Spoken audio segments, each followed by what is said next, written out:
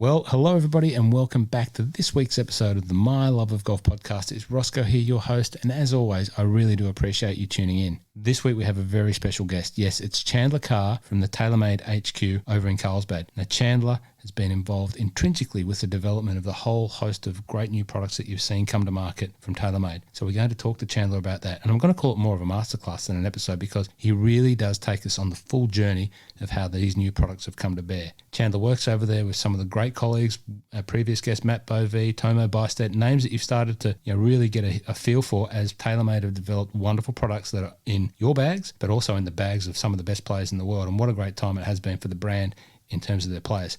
Well, Chandler gave us so much time and so much information, and I know that you're going to be excited to hear this episode. The new UDI, the DHY, P770, P7MC, the P7MB, been hard to miss them. They are beautiful golfing objects. So sit back, relax, enjoy this masterclass with Chandler Carr from TAYLORMADE HQ in Carlsbad. I really do appreciate you listening. If you like it, share it with your friends because anyone that's going to be in the market for some TAYLORMADE will want to hear this episode with Chandler Carr. Thanks for listening, and I'll see you next time.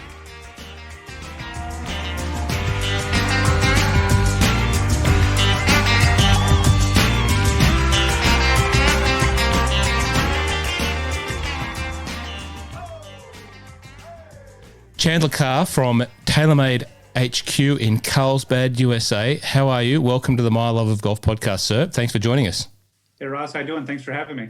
Mate, it's an absolute privilege and a pleasure to have you at a very, very important time for your brand and a very important time for you and your role with the TAYLORMADE team over there. As I sit here, looking at the Instagrams and the web and the golf, you can't turn or flick or press a button without finding your brand on there somewhere with all these great new products. And that's what I want to really spend some time exploring today, if that's okay. Oh, absolutely. I mean, that's what I'm here for. I'll talk your ear off if you let me. I got lots to talk about. Any question you got, let's do it. I love it. Well, Chandler, thanks for joining us. As I said, give us a little bit of an introduction to yourself, your background in the industry, and a little bit about your role with the team over there at Carlsbad in TAYLORMADE HQ. Yeah, for sure. My journey with TAYLORMADE actually starts back in 2007. I was a performance vehicle technician. And basically what that meant was I drove around a little mini tour van for consumers. So I would drive to your country club, I would personally fit you for your clubs, and then I would build them on site. And we had this program. We had about 6 vans traveling the country. And basically that was my job. I was never home. I would just go from course to course and meet a lot of great people along the way. And then I did that for about 6 months or so. And then they actually cut the program. So the program just got a little bit too costly to run. And I, had the opportunity to stay within the brand, but I went to finance. So I went from basically being this road warrior out on the road, talking to consumers, absolutely loved it. Then I got a job in finance of all things. And I don't have a finance degree, so I definitely don't think you want to put me back in that world ever again. But it was an interesting role where I was basically managing our system data. So I was basically building clubs in the system versus building clubs with my hands. So I had a very intimate relationship with how clubs are made and manufactured and the tools and the processes necessary to actually build clubs. And I applied that in a system architecture to at least, get our SKUs and stuff set up in the system for us to even just continue business. So had a fortunate role, did that for a while. Then I went over to operations doing kind of a morphed role of the same thing. And then after that, so it's actually almost my 5-year anniversary with my current department in the product creation department. So I'm the global product manager for our product creation division. And basically what that means is I support our metalwood, iron, and putter categories just to make sure that we're doing the right things at the right time. We're getting feedback from consumers, we're getting feedback from players, and then ultimately steering the ship a little bit in terms of what our product looks like and feels like, setting those performance goals and targets for the people who are a lot smarter than me, who sit in our R&D department and our engineers to make sure that these things don't explode when you hit them and they sound really, really good and they feel the way that our tour players want. So it's a really cool job. We're right in the middle of all of it. We're intermingled with the product really from every avenue. And people have called our department that we oversee product from womb to tomb. So we kind of manage the product life cycle from conception all the way through when we have to retire it. It's been a fairly busy period for you the last couple of years, I would suggest, yeah?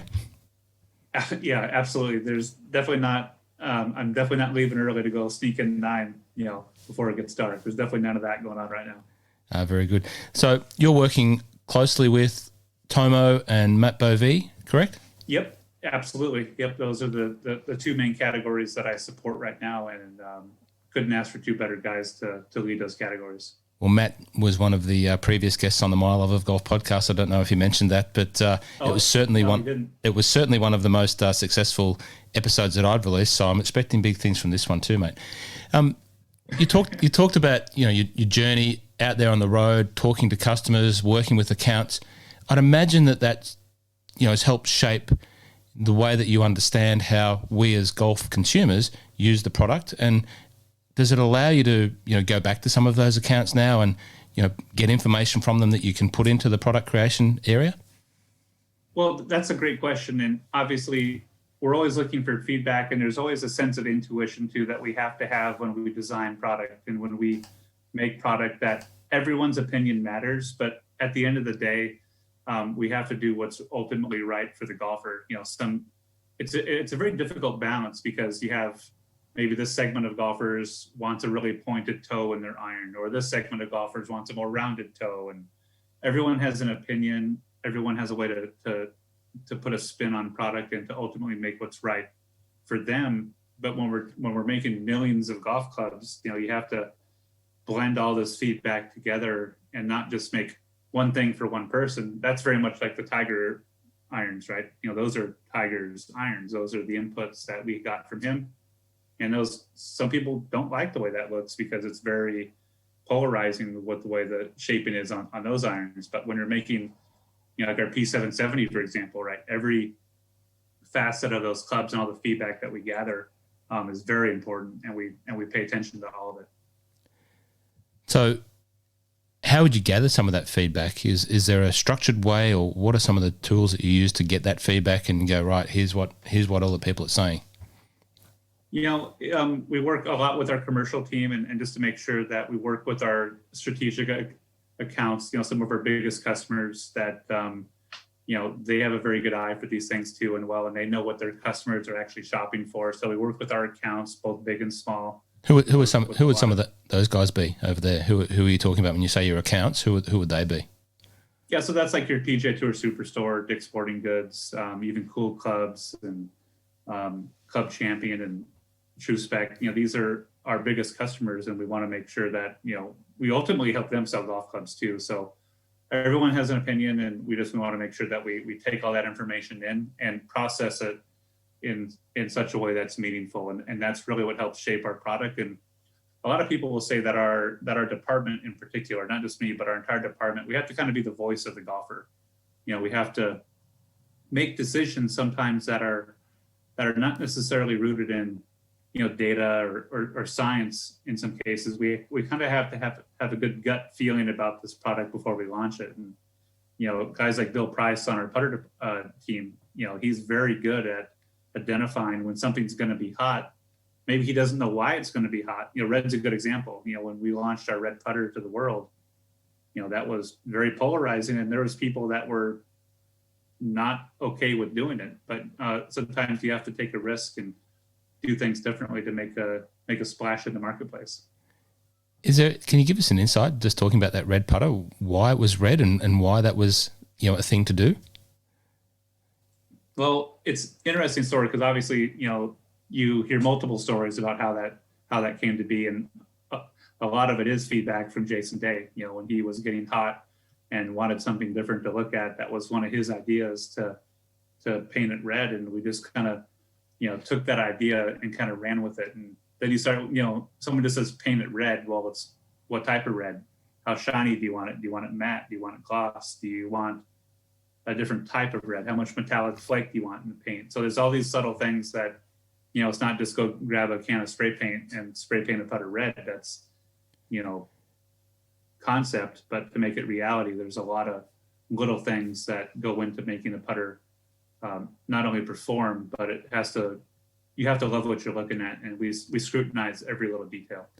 Well, it certainly helps when you put it in the hands of Jason Day and then he goes and rolls the dots off it and puts every eye in the golfing globe on that putter. So no, it was a real. It's one of those times that you've seen a shift or a change of momentum in a brand or a product line or a product, and that was certainly one of those. I was going to ask. So we move forward to the current times, and as I said at the introduction, you don't have to go too many clicks or looks at your phone to see one of these great new products that you've obviously had some influence over and working alongside the guys that have helped produce the products that you've released now or are about to release in Australia very soon. So what have we got? What have we got that's new? We've got the P770. Yep. We've got the P7MC. Yep. We've got the P7MB and the new Spider putter. Yep, Spider FCG. Spider FCG. There's also the TW wedges. TW wedges in a beautiful box. Yep. And we got the Sim UDI and Sim DHY. Those are driving irons. Well. Absolutely. Yep. So where do you want to start when we talk about the evolution of the new products? I'm interested to know, just for your background, I worked for Mercedes-Benz for 12 years. I used to go to Germany a little bit, and I was fascinated by the evolution of the product design phase, how long it takes for something to become an idea and then come into production. When do you start working on this great new range of products that obviously just don't pop up overnight? When did it start? Well, it's always a continuation of ideas. I don't think we ever really officially start a project, if that makes any sense. We always have these ideas that are kind of locked and stored away, and we're how do I get the golfer to hit better shots from when their long iron ends to where their fairway would stop? Okay, that's a problem. How do we solve it, right? And then we kind of let these problems dictate how the product sometimes can develop in order for us to, fix a problem that exists with golfers, right? So you'll see a lot of the things that our product development are really born out of a problem with the golfers. And if we want to get into like the UDI and the DHY, that's a prime example of how there's a problem that needed to be kind of fixed or answered. And that was really born with a lot of feedback from tour, a lot of feedback from just regular golfers as well. And how do we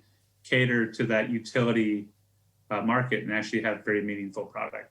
So the utility market, as opposed to the hybrid market, what do you see for the people that, I get a lot of questions on a day-to-day basis that, I want a hybrid or I want a utility, or I'm not sure mainly, I'm not sure what the difference is. They're both designed to help my long game. How do you define the difference between the DHY UDI versus someone that maybe should use a hybrid? Yeah, so this is a great story. I actually love telling this one because it's something that I helped kind of bring to life a little bit. But if I talk hybrids, the word hybrid or rescue has been around forever, right? People talk about it as a iron replacement to make your long irons easier to hit. They get you out of rough. They do a lot of things well, but if you talk to every golfer out there, there's some people that say these hybrids hook too much, or they go too high, or they're just not playable for me, or they lack control. So a solution for some segment of the golfers is your answer is the hybrid or the rescue. And some segment of the golfers will tell you that, well, the hybrid doesn't work. How do we solve it for this segment? And that's where that utility space really comes into play. And the story that I like telling, which I think is really, really good, is that last year when we were showing our current sim products to our tour players, right? Every year we have a athlete photo shoot. All these athletes come out and they get to experience the product for the first time.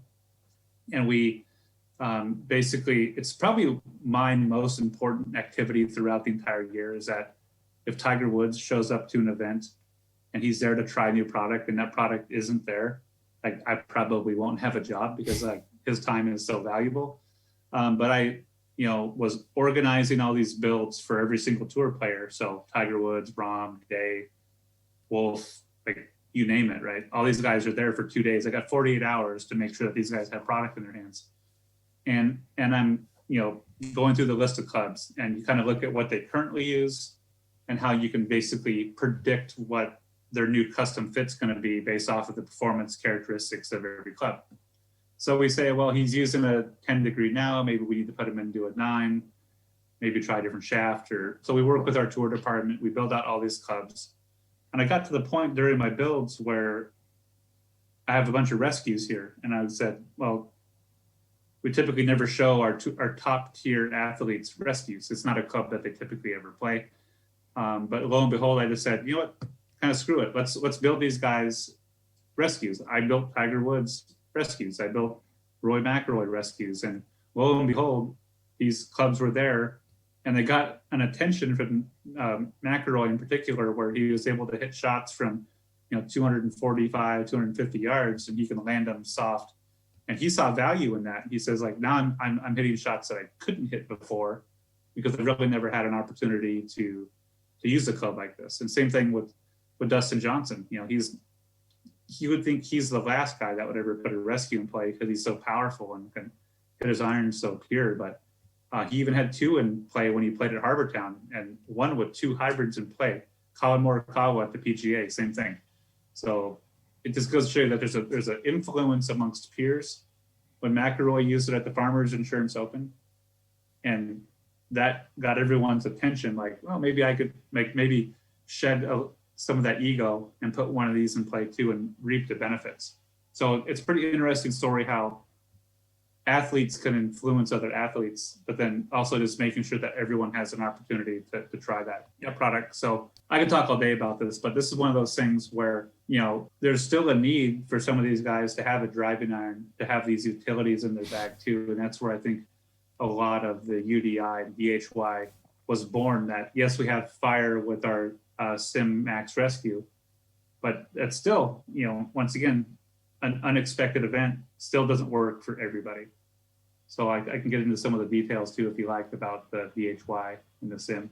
Well, we may as well talk about it because it's a great story. So we may as well just round that off with, when you look at the DHY and the UDI, similar but different. The DHY looks like it's a club that's designed to make it easy to get up. It still has that iron-like sort of shape and property, and then the UDI is very much what we've come to expect, albeit in a new package in a TaylorMade UDI. So what's the difference there? Yeah, so our common theme when developing these two products is to add versatility to the top part of the bag. That Rescue adds a lot of versatility, but then when you get into the DHY, we know that we want a more penetrating flight. We want more iron-like performance. So you'll notice there's no bulge and roll on the face. There's no twist face. It's a lower profile iron-like head. So a fantastic weapon from off the tee. So we offer that in a 2, a 3, a 4, and a 5. So a wide spectrum of players that we targeted with that DHY, that if you want someone that just wants to hit a missile off the tee, the thread needle on a narrow par 4, fantastic option, but also give you that versatility from the fairway. We spent a lot of time on the sole to add a little radius from heel to toe to make sure that if you're maybe in the first cut of rough, or if you're not so good a lie in the fairway, you can still get that ball up and out of maybe some not so good of conditions. So very versatile club, very low CG, low profile face, really designed just to get the ball up. And a little tidbit on that a lot of people don't know about that product is that in order to keep pushing CG low, you'll notice that weight on the bottom. Mm-hmm.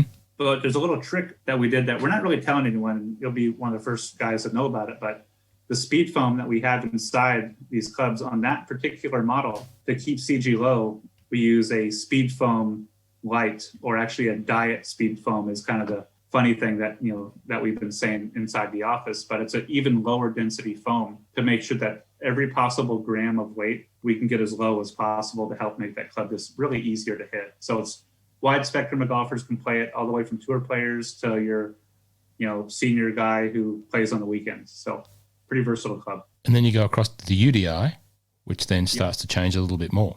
Correct.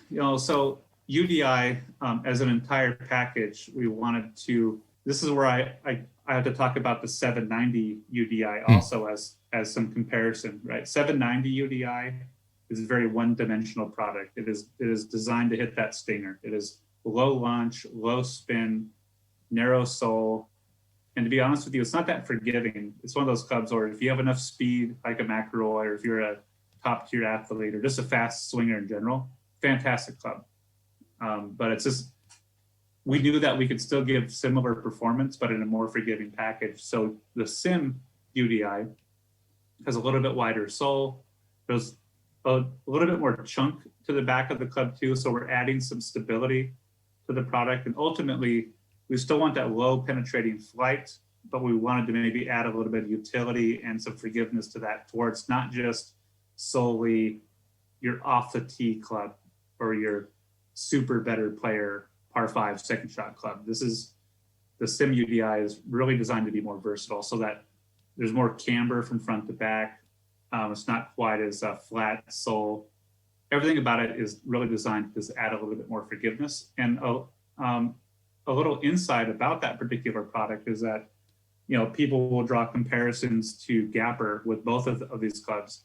And we took a lot of feedback from Gapper and ultimately to make both of these clubs better. So we went with a 1/2 inch shorter shaft. We actually weakened the lofts, but we were able to maintain the same distance that we were getting with Gapper, but while adding more forgiveness and versatility back to the golfer who ultimately needs it. So a cool story is that Gapper had a prototype on tour where it was a bonded version played by, I think Fleetwood had it in play for a bit. Tiger used it at the Open a couple years ago. And it was one of those clubs where it found its way into the bag. And we knew that we were onto something there with the shape, but we decided to even clean it up even further. So that was really the Sim UDI really kind of started off as kind of this Skunkworks prototype on tour with Gapper, and then morphed itself into now a consumer club, very much born out of the same DNA that was used by some of the best players on the planet. And you may have just seen today, as a matter of fact, that at the Northern Trust event, we are building that UDI for almost every player out there. And we hope to have a bunch in play very, very soon. Excellent. Now, you touched on something there, and it sort of went back to my Mercedes analogy. So the evolution, you know, of the Gapper, you know, when I think was Carnoustie, I think Tiger and co put it into the play there. So come back to the office and evolving this shape and coming up to where we come to today. You know, are you working with guys down in the workshop, or, you know, whatever you call it, the production facility, you know, clay modeling, or however you model, you know, these new shapes? Is that a continuous process where someone's always tinkering away saying, hey, what about this? And hey, Chandler, what about this? And I've got another version. Is it sort of like that, or? Yeah, so we're almost the ones, so our product creation department are the ones really driving, we're the ones saying, what about this? Yeah. Down to our engineers. And we have a very fortunate, we have a very talented staff of engineers that could probably work in any industry they would like, because they're so smart, you know, aerospace, automotive industry, but they really like working in R&D. And we have a lot of talented people that, you know, basically it starts off in a computer-aided design model, you know, a CAD model. And we generally start massaging the shape in CAD. We kind of know maybe with a driver, we want more of a pear-shaped look, or we want more of a rounded look, depending on the consumer that we're targeting. And then we go into 3D printing. So we'll actually 3D print a physical head for us to start scrutinizing the shape, right? So we do a shaping exercise just to make sure that, you know, the club is from a, you know, we're firm believers in love at first sight. I think any good player will tell you that when you put a club down for the very first time, you're not just looking at the ooh and ah with the shiny paint and the carbon fiber. You're looking at that profile, that shape, how it sets up. Is it closed or open? Do you see a ton of face, or does it look like there's not enough loft? That you have to like what you're looking at in order to have confidence in what you play. And I think that's something that we take a lot of pride in, and we probably over scrutinize, because when you have the best players on the planet and our athletes, if they don't like what they're looking at, we're doing something wrong. And I think the fact that we can check that box, that when Tiger Woods looks down at a driver and he can put a new sim driver in play and he gives it the thumbs up, like that's something that we can all feel very proud of, that, you know, arguably one of the most scrutinizing golfers of equipment of all time can at least, you know, give you the thumbs up that you're doing something right. That's a pretty cool thing to do. But it all starts with our engineers, and it starts with us just kind of setting those design targets and performance targets. And it's just a collaborative effort with everyone. So, but it's, to your point though, it is nonstop. We're always trying to find ways I could imagine a little being bit better next time. I was just going to say, I could imagine being a fly on the wall, standing there at the Kingdom on that athlete brand ambassador day when you've built all these products, you've spent all the time and you've got 48 hours and maybe you've got a couple of hours with Tiger and you hand him the new sim driver as an example. All of your colleagues probably stop breathing at that moment. It gives you the thumbs up. One of those moments. Yeah, it's one of those moments that you think you might have it before you go there, and then you just wait on pins and needles to make sure that he likes what he's looking at. And I think that goes really for anyone on staff, not just Tiger, but I think, if you're playing for the Bucks that these guys are, and you have the attention of the world, those guys are, some are more picky than others, but I think deep down, they all know what they like. Yeah. And it's just a matter of them articulating back.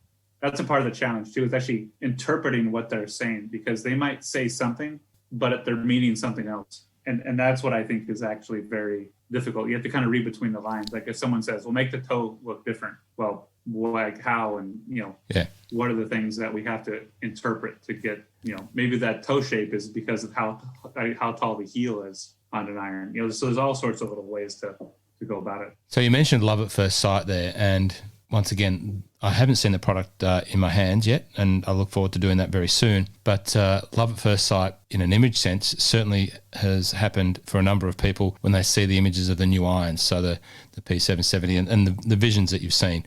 There was one Instagram post from Matt in particular that got a lot of attention.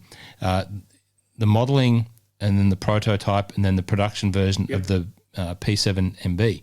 What was the steps there? Those three different head shapes. What was that in terms of this step of production and product creation? Yeah. So first of all, I have to give Matt a ton of credit because he nailed it out of the park.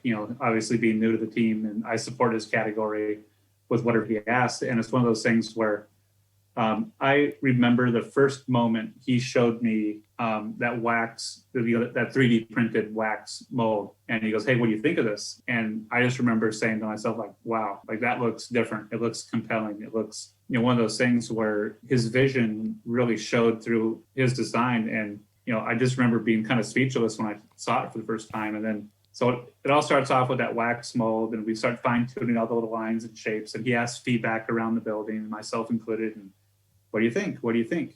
Start asking a bunch of people. And then when we think that we've landed on a design that we like, or that we think will do good in metal, we actually will then test it in concept.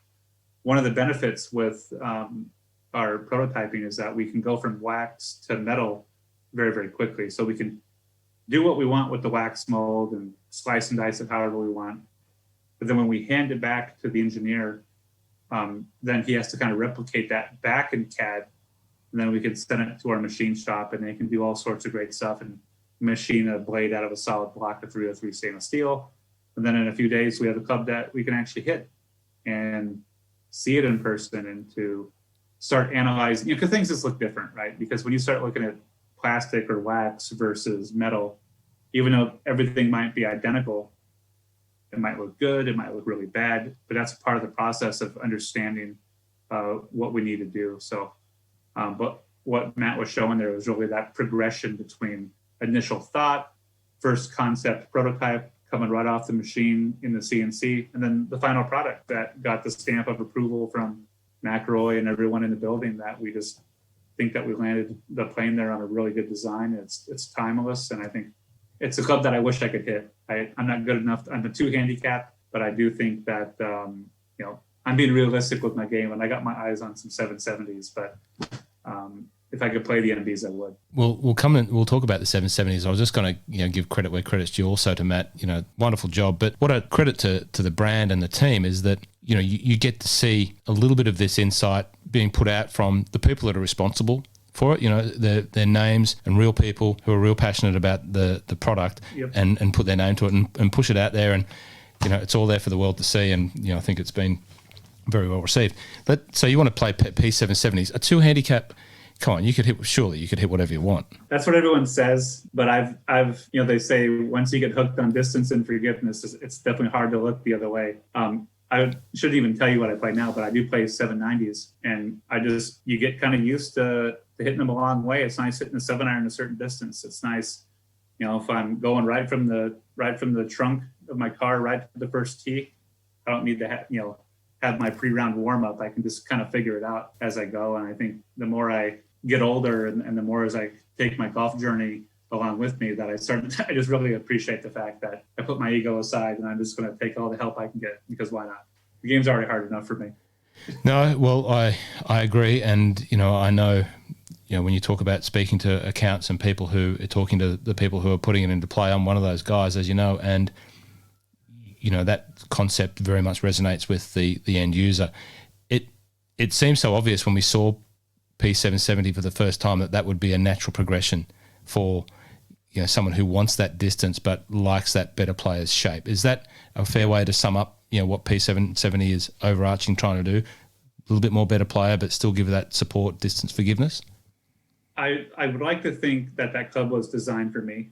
Yeah. Because that's exactly what I'm looking for, is that, if you look at my early golf career, I was swinging a lot faster and I could hit the ball a lot better. But now it's, like I said, when you don't have the opportunity to spend 2-3 hours a day grinding on your game, you lose that little touch. And 770 for me is going to give me all that distance that I want, or that I get now with 790. But now I'm going to have that ability to just get even more comfortable at address, see that little smaller shape, maybe get a little bit better turf interaction with that narrower sole. And ultimately just feel better about it, because I think there's a certain confidence that you get when you like what you're looking at. You're just going to swing it that much better. And I truly believe that. I'm going to take all the help I can get. I've definitely come to that realization that I'm going to do it. But if you can make me look better than I am, then that's even better too. So key spec takeouts from the 770? Okay, so one of the targets that we sent out, or that we set out, was that we wanted to maintain a distance that we have with 790. So we checked that box, right? So we have a forged, so really the same construction that you have in 790. You got that forged wraparound L face. You have your through slot speed pocket. But because now we're dealing with a smaller head size, and we're not so distance oriented that we want to maintain some playability too, we really wanted to stabilize this club as best that we could. So we actually have almost, I think, 48 grams of tungsten embedded in the toe inside that cavity. So it's a hollow speed foam filled cavity on the entire set. And there's just a ton of tungsten out there in the toe. So really giving you that stability that you need when you hit one less than perfect. And ultimately that's going to help you maintain ball speed. One of the other things too that I think often goes overlooked that I'm super passionate about is our inverted cone. We've talked about that forever. Everyone knows what that means. But we have a progressive inverted cone, meaning that this is something that I think is really fascinating, that as the club gets longer, and an iron shape, right? An iron shape is very asymmetric. The toe is taller than the heel. And when we start talking about face deflection, now these faces are so fast and generating so much ball speed. What happens is that when you're dealing with a shape that's asymmetric, or just different, the toe side of the club is actually going to flex more than the heel. And what happens is that now your long irons, where their face is really flexing and the shape is even more different, those shots will tend to go to the right. And then your short irons that don't flex as much will tend to go to the left. So now we can actually use that progressive inverted cone, and every single club throughout the set has a slightly different location. And that will actually help us bring that dispersion back to neutral across the entire set. So now you're dealing with a club that, whether you're hitting an 8 iron or a 4 iron, you're going to get the same shot shape, because we're tuning the face deflection with that progressive inverted cone. It's a really cool technology that doesn't get a lot of credit. But if you don't have it, you're definitely going to be dealing with, well, now my long irons go right and my short irons go left. And we wanted to fix that, and that's what did it. So really cool technology there. That's on 790 and 770. Anything else on 770 that we need to, we're not going to do justice and talk about every product in its full entirety, because we'll be here all day. But is there anything else that we need to cover off? Because I think that's, if 790 was one of the success stories for the brand and for the industry over the last couple of years, I think this is going to, equal that. I'll wait and see how the customers vote with their feet. But are there any other key takeaways that you would want someone to say, right, you need to know about this as well, you need to look for this, and this is a reason why? Yeah, and I think what that one key thing is that we spent so much time scrutinizing the shape of the product from the address view is that it might look pretty on the rack, it might look really great in your bag, but when you look down at it, going back to that same mindset of that it has to look good when you look down at it, we spent a ton of time on the shaping of these products, and I think we nailed it this time that every club throughout the set just looks the part, and it looks like it's meant for a purpose, and it just looks absolutely stunning. And then just to add one more little thing there too is that not only do these look good, but that the fact that they're so forgiving for the size, I think is something that, you know, yes, it's cool to talk about distance and that I can hit a 7-iron at a particular yardage, but the fact that you can just slap one off the toe and still get up to the front of the green, or you can, you know, hit that less than perfect golf shot and still have a putt for birdie. To me, that is the one thing that you've got. Like, the size does not do the forgiveness justice, because it just doesn't look like it would be that forgiving, but it is. Well, I can't wait to see it. As I say, I haven't seen it yet, and just like yourself, not like yourself, but like many of us, seeing some of the people that have got it in their hands, Rick Shields and that sort of level of influencer, and the reviews speak for themselves. Now, when we get into the next category of iron, the MC and the MB, for me, as soon as I saw the MC, my mind was cast back to my first set of TaylorMade irons back in 2002 or 3. I can't remember the time, but I believe that I was one of the first people in Australia to have a set of the rack TP combos. I remember those. The combo set was a relatively new thing back then, and I don't think it was very well adopted back then, but I really saw the value in having this combo type setup, and the rack, the cavity part of that combo set. I look at those MCs and I go, oh wow, they look, there's such a family and a familiar look, and they look beautiful. Yeah, there's definitely some heritage DNA in the MC, and I think that the design team and Matt really spent a lot of time. By no means was this a throwback club. Mm-hmm. It had to be its own thing, but you can see there's some subtle cues in there with how the toe shape is on the back bar, those forged lines in the back. Yep. Everything just looks the part, and I think it just flows. So, there's beauty and simplicity, and I think that they nailed it out of the park this time. Where when you look at it from the back, that there isn't just a bunch of bells and whistles. There's not a lot of badging or shiny things. It's just this is pure forged 1025 carbon steel. We're going to make it look good on the back, but this is all business. And I think even down to the details of that little TaylorMade logo in the toe, that T that you see there being done just a little bit differently, it's just a subtle nod at there's some heritage DNA in there for sure, but this is all business. And to your point that you brought up, Rick Shields, that he's he's played all sorts of irons over his career, but I think this is the first TaylorMade set that he's gained in a long, long time.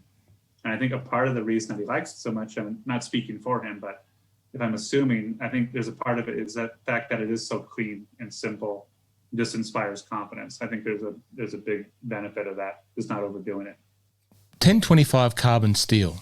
So is there a choice between different steels? Do you sit there and make prototypes out of the different types of steels that are available for forgings and go, let's try the 1025, or let's try the, and I can't think of the other types of steel and grades and categories off the top of my head. You can fill us in, but do you do that? Yeah, we do. And I think what 1025 is that we know that it is the proper strength to withstand just day-to-day use.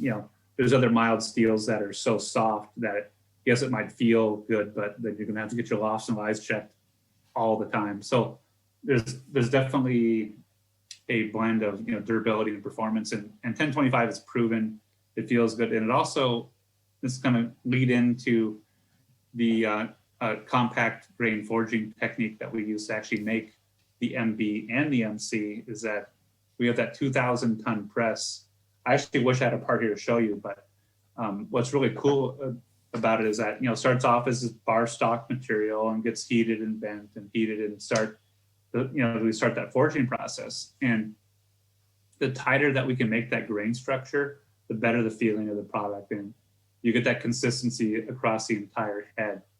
And I think that what we really are learning and benefiting from is that even all the little details in the back of the head, like you see in the cavity of the MC, all those little lines. Mm-hmm.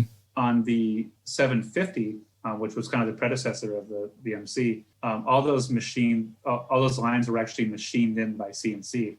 Now, since we're using that 2,000-ton press, or that final step at the end, it allows us to actually forge in even those subtle details into the head without having to get crazy, machine time to actually machine all those things in there. And we did that for face thickness back then, but now we don't really need to go through all those steps and to have that better feeling product that we all want. And forging and using those particular types of metal, I kind of ultimately leave that up to the engineers to figure out what to use, but they're the ones that ultimately tell us that 1025 is that proven material that's just really hard to go wrong with.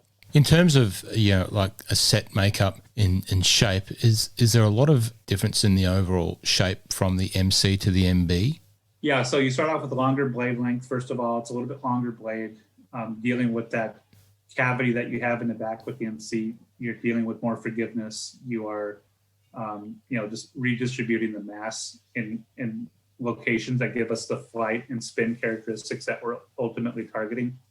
And those characteristics are really driven by our tour players. So we knew what worked with 750, and we didn't want to actually change the horizontal or vertical CG location for these products. We wanted to kind of match exactly what we had, because we knew, we got the number one player in the world, John Rahm. I know it's been kind of hopping around a little bit here, but he loves his 750s, and we knew that we didn't want to tweak that recipe too much, because it just absolutely works and provides the results that we're ultimately looking for. But we knew that we could make the product feel better.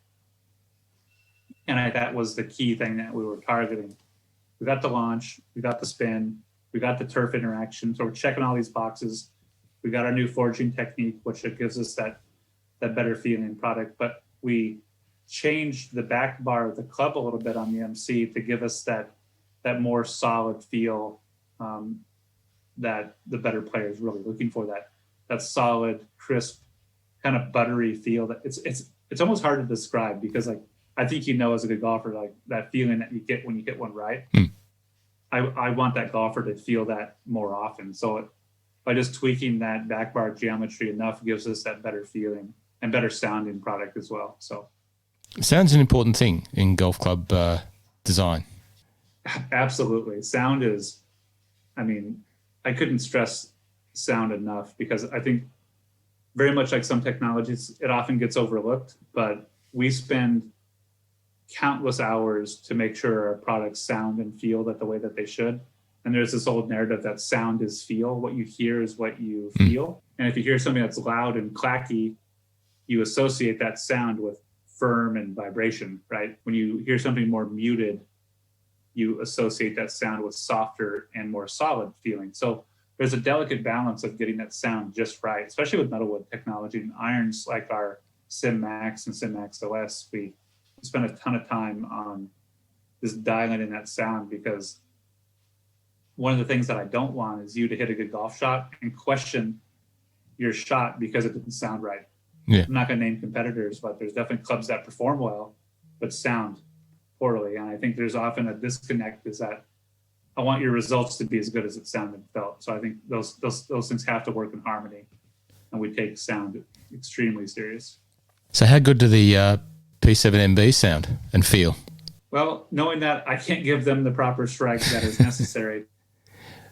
No, it's definitely one of those things where getting the feedback from those players and knowing that they approve of the sound and feel that, maybe I'm not as good enough to hit it as to give the proper strike on those golf balls that warrant experiencing that sound. But I think that when you got Roy McIlroy, who can pick up a set and now put them in play, Charlie Hull, for example, in the UK, they are playing these clubs knowing that they just, if they don't sound good, they're going to tell you. And if they tell you that they don't sound good, they're not going to play them. So the fact that we're already getting these in play is a good sign. So is the sort of concept that a blade is a blade is a blade sort of, have you blown that out of the water, that every blade's just not a blade and this blade is the blade of blades?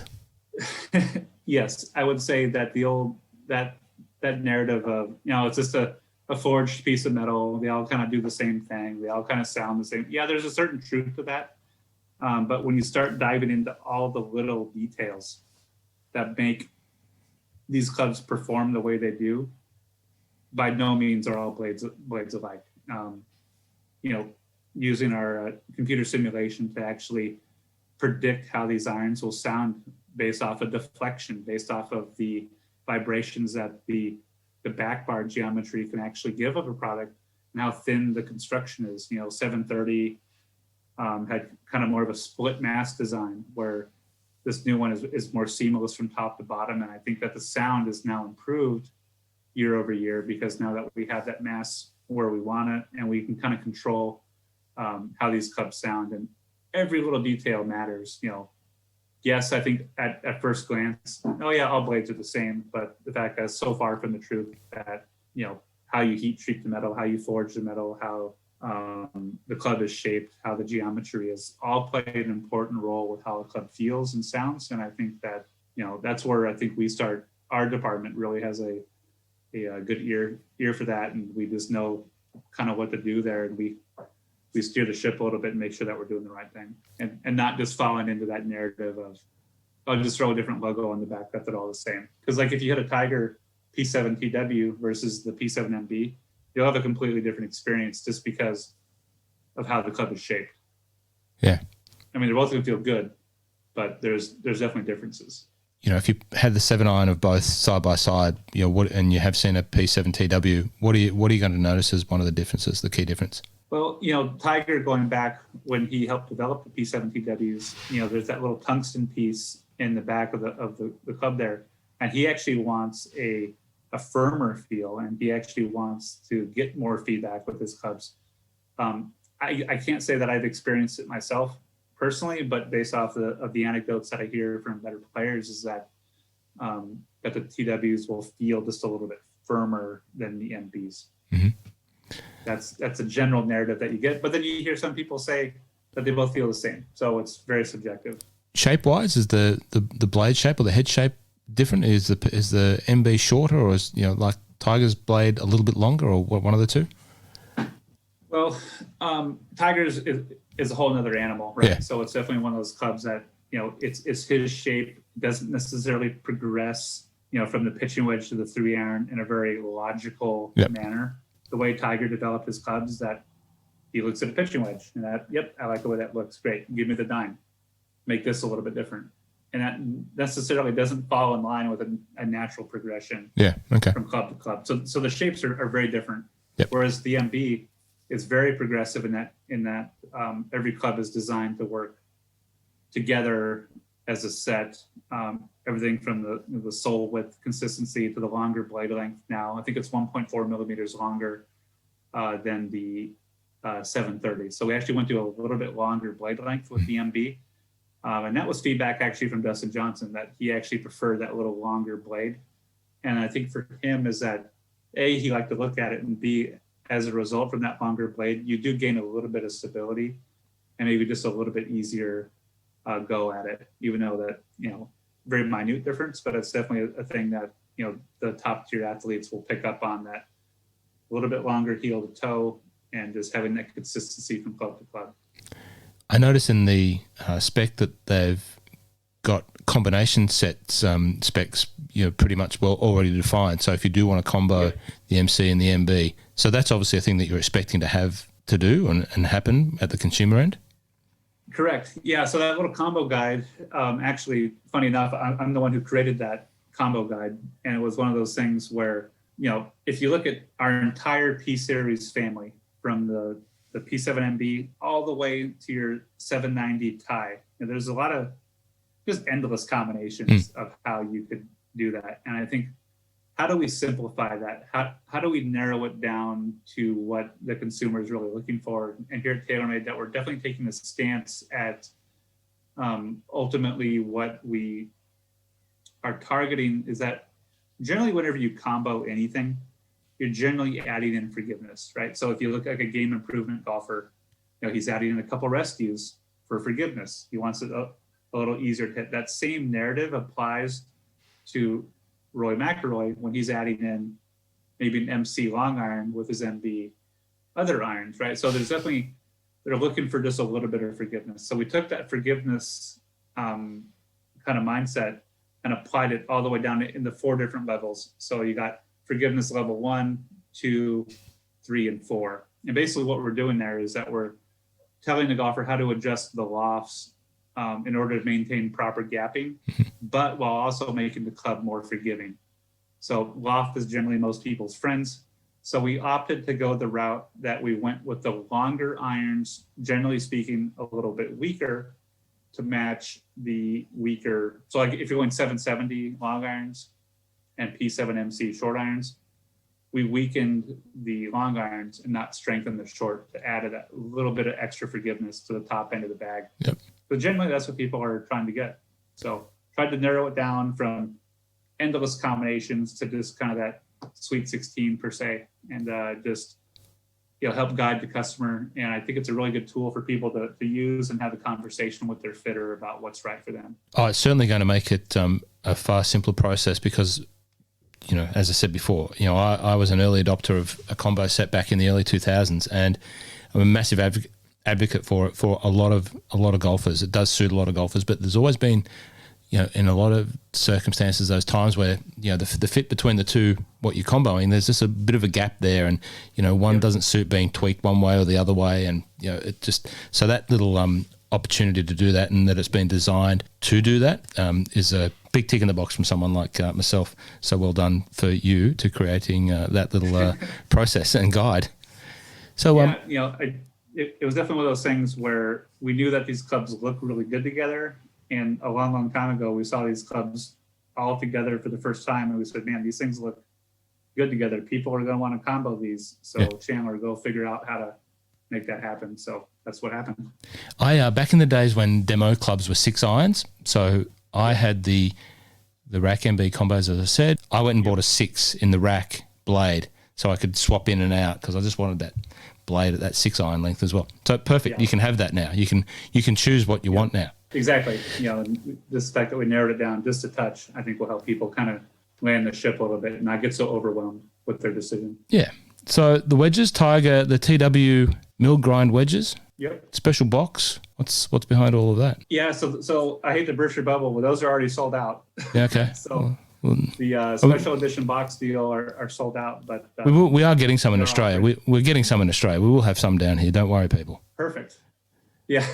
I hope. Sorry, sold out for the U.S. only. There we go. Forgot about that part. But it's definitely one of those things where it was designed, very much like his irons, Tiger's irons, that he was very in tune with. As you know, he's very in tune with his short game and hits all sorts of golf shots. And I think it's one of those things where, this is a tour validated grind that works for Tiger. And it's a very unique grind, the fact that a lot of what he does with the wedge, he doesn't want to change how he hits based off of the conditions that he's playing. So it's actually, you'll talk to some people where they have different wedges for different conditions. He's very much, I don't really want to change what I'm using because I know it works and I'll adapt to the conditions. So it's very much a grind that, as you can see, has a lot of leading edge bounce. There's a lot of heel relief, so you can play this thing square from tight lies. You can open it up out of the rough and get some fantastic flop shots out of it. Very versatile wedge.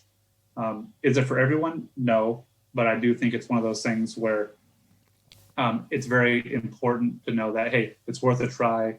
Have a conversation with one of your fitters, because I think it's very versatile, and I think it's one of those things that has caught the attention of John Rahm.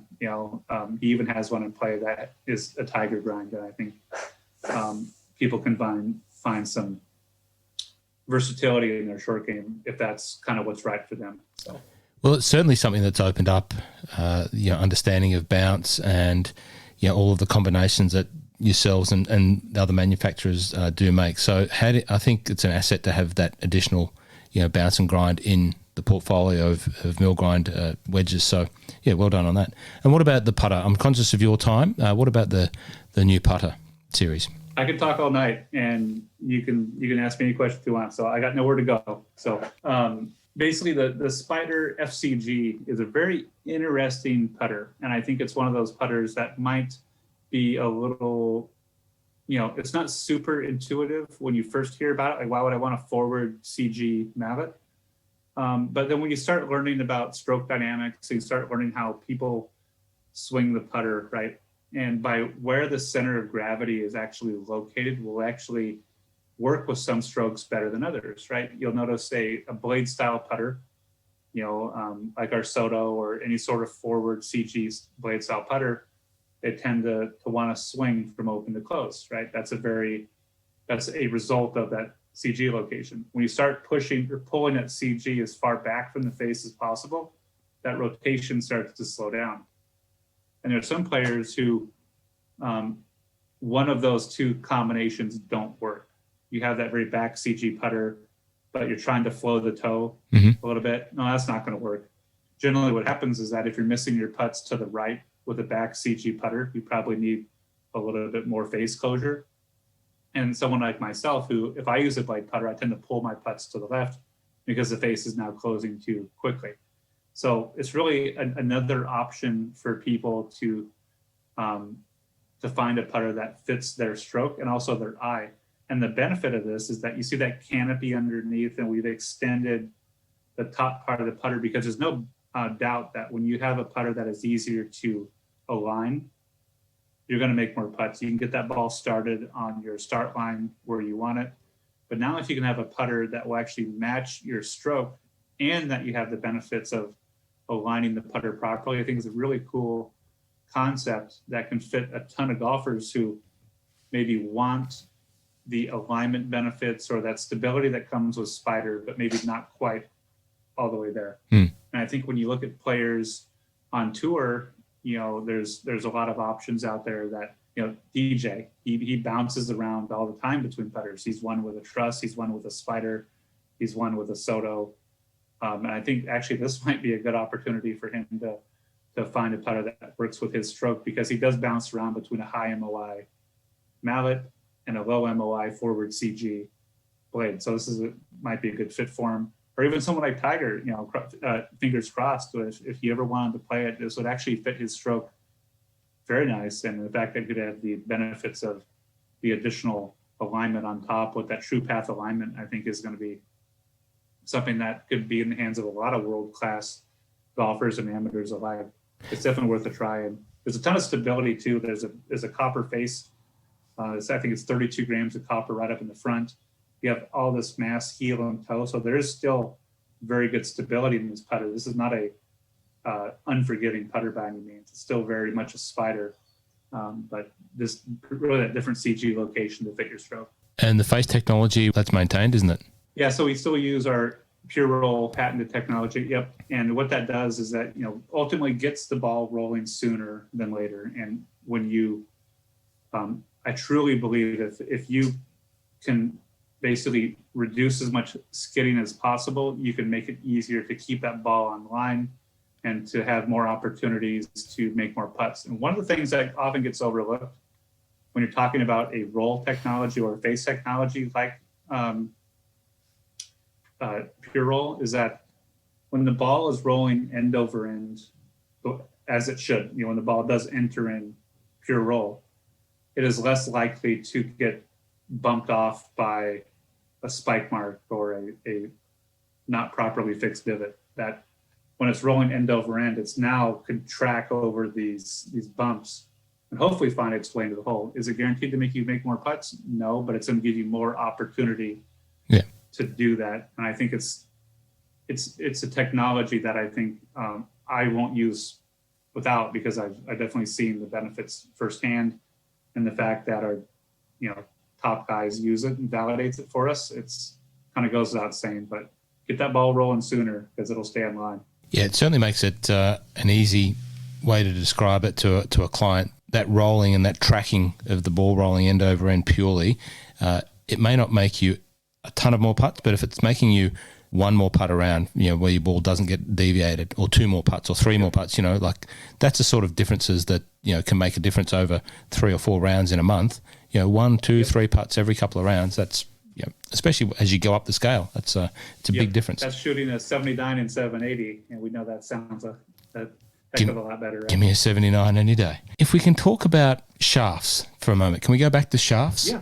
Because it's something I noticed that the the custom options have expanded a little. I'm more interested in that how you go about selecting shaft suitability. So you've got a product that you're going to bring and it's going to sit on a shelf and it's got a shaft in there as the standard, let's say. What's the process of doing and deciding on that? Because shaftology, as I sort of term it sometimes loosely, everyone's an expert and everyone's got their own ideas, and it's an area that's grown, like the days of where it was dynamic gold S300 or bust, it's changed, right? So now everyone's got an opinion and this, that, and the other. How do you guys sort of determine that and filter it all down? Well, it's a fantastic question, and I'm really glad that you asked it because, the custom market as a whole is expanding, right? So more people are buying custom clubs more than ever. People are being very mindful of what they purchase. And one of the things that we do is that when you walk up to a rack, yes, there is going to be that kind of sex appeal when you see the whole club in harmony, where you got all the colors matching together. That's one thing. Cool. Yes, it looks good. But it ultimately has to perform. And the shafts that we choose to use on our products have to check the box in terms of performance. So we have our own basically standardized testing and these protocols that we do in order to validate the performance that we're getting. So with whatever shaft that we decide, whether it be an iron, a wedge, or even a putter, or even a driver, that we have to check the box in terms of performance. Because if we're losing yardage or we're adding spin or the shaft goes more left or that shaft goes more right, whatever the case may be, we basically validate it by real world player testing, and we validate it by robot as well. So it's one of those things where, it has to look good, yes, and B, it definitely has to check the boxes in terms of is the weight right for the target consumer, right? So good example, if you look at our 3 drivers from Sim Max, and Sim Max D, they have very different shafts because the target consumer for that driver very different. You're not going to put a 70 gram X in a draw bias driver. And I'm not going to put a 45 gram driver shaft in our Sim. So, knowing the target audience helps us kind of narrow the scope down a little bit, validate the performance, and does it work? It's just one of those things where it all has to work together to be kind of this harmonious choice that we all decide. So, but yeah, definitely something that we don't take lightly. Even the grip too gets heavily scrutinized because that's a very tactile. You pick up the club, and some people can get off-put by a grip instantly, and not even really give the driver or the iron or wedge any sort of credit, even if they don't like the feel of it. They put that back in the rack because it didn't feel good. So every component is very important. On that product launch day with your athletes, you've built the clubs for them to put in their hands, they've all got their, what comes first for them? Is it the shaft preference? Tiger's shaft is that one and Rory's shaft is that one. So, build it around and then build it around that. Yeah. Yeah. So we generally know what they like. So when we're building product for those players, they know they like a particular weight or a particular profile. And obviously we work with the OEM manufacturers like Mitsubishi and Fujikura and those guys to help us determine what's going to be right, if in fact that they want to change. Some of these guys just know what they like and they don't change. Yeah. And John Rahm's a good example of that. He's still playing, I think, an Aldila Tour Green 75 TX that he's been using for a long time. He knows what he likes and he just kind of sticks with it. So for us, that's really easy. We just know that combination is going to work. However, but when you start talking about club characteristics and how this year's driver performs differently from that year's driver, we might have to tweak the shaft a little bit or change even the swing weight, whatever the case may be. But it's very rarely plug and play, and there's always some fine tuning. That's where the reps like Trotty and Keith Barbaro and those guys really play an important role. Is that we get it in their hands, but it's their job to kind of keep it in their hands and make sure that they're happy with the product. Another example of one of the head office guys who has got a reasonable profile out there and does, what I think is a great job promoting the brand is Trotty. He's even got his own sticker. Goodness gracious. Yeah, he's a character for sure, but he's definitely an expert and knows exactly what he's doing. Yep. Every move that he makes is very strategic, and I think it's he definitely has his Instagram following and. He knows exactly what he's doing, but his job is really to work with those key players from a day, week in and week out, and make sure that we're making those proper decisions to keep these guys in our clubs and to keep everyone happy. Well, he's doing a fantastic job because you don't have to look too far down the PGA results the other week there, and it was just a great ad for the brand and a great ad for the young Colin Morikawa, who is obviously a brand ambassador, and what a player. So he's obviously doing a good job in that. But that was great timing. Release a new product. The leaderboard stacked with your athletes, and the future star of the game goes out and just plays a blinder and wins his first major. So it was fantastic. Yeah, that was one of the best majors in a long time with that stacked leaderboard. You didn't know what was going to happen. You had Wolf coming down the line too. He was making a run. He had one little bobble there towards the end, but man, just to see that leaderboard the way it was, and you didn't want to even walk away for even a split second, just kind of wondering what was going to happen next. Yeah, no, it was awesome. It was great for a nation or a globe of golfers that have been starved of major golf action to have that as the reintroduction of major golf. And I'm looking forward to the US Open and the Masters. No Open this year, but anyway, we'll get back there. Chandler, I think we can just package this up as the masterclass on TaylorMade Products 2020. And I think it will be one of the most patronised episodes that we'll put out there. So I really do appreciate your time. And, as you said, we could talk about this all day. And, there are a number of things that we probably skimmed across. But, the information out there that the guys at your head office have put out there is substantial. The guys like myself, and wherever you go and choose to talk to your people about your clubs, they'll have all the information very shortly. And I think, you're in for a great time. Yeah, thank you so much. And, and just to add one more thing before we wrap things up here, I just want you to know that, TaylorMade as a brand, we are just a core group of golfers who have one mission, and then that is just to make everyone play better, whether you're the best in the world or you're just new to the game. We just want everyone to have an opportunity to play and to do it the right way. So definitely appreciate your time here, Ross. Thank you very much for joining us, mate. Really do appreciate it. Look forward to staying in touch and looking for more of your great work. And once again, thank you to you. Thank you to TaylorMade for letting you come on and talk to me on this little podcast down here in Australia, mate. Thanks for joining me. Thank you. Appreciate it.